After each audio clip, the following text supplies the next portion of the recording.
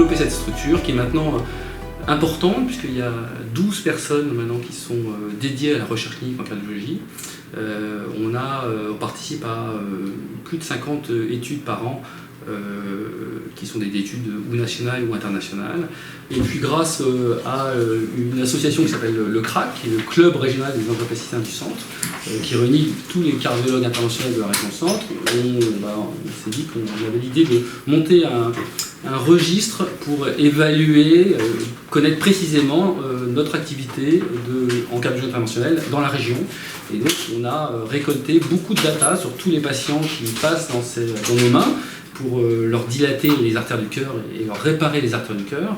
Ce qui existait dans quelques régions en France, mais qui était sur un autre modèle. Nous, on a fait un modèle tout électronique, un modèle qui permet d'être extrêmement exhaustif sur la qualité de nos données. Et du coup, on a développé ça depuis 2014. Ça marche tellement bien que le projet est en train de se diffuser au niveau national, s'étendre en Normandie, en région Rhône-Alpes et à terme probablement à l'ensemble du territoire. L'intérêt majeur, c'est d'évaluer nos pratiques. On était jusqu'à présent... On ne savait pas très bien ce que devenaient nos patients après, on n'avait pas de recueil systématique des données de ces patients-là. Là maintenant, on a un recueil systématique de ce qu'ils deviennent à la sortie de l'hôpital et à un an, on les rappelle systématiquement et on voit un petit peu s'ils ont fait des événements, s'ils vont bien, quel traitement ils prennent.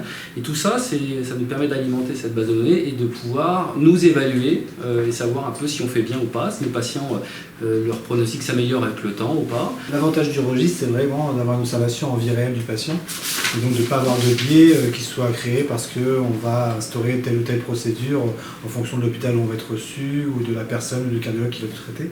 L'intérêt du registre, c'est vraiment que ça suit le patient en temps réel, dans la vraie vie, et donc c'est vraiment les données qui sont les plus exploitables pour évaluer la pratique. C'est aussi une harmonisation des données, c'est-à-dire que toutes les données qui sont recueillies, elles vont l'être exactement les mêmes dans tous les centres en France. Donc on va avoir une base de données parfaitement cohérente, chacun va pouvoir s'évaluer avec les mêmes critères. On a commencé à publier de façon depuis un an maintenant, parce qu'il fallait qu'on ait suffisamment de data, de données pour pouvoir commencer à avoir pu publier.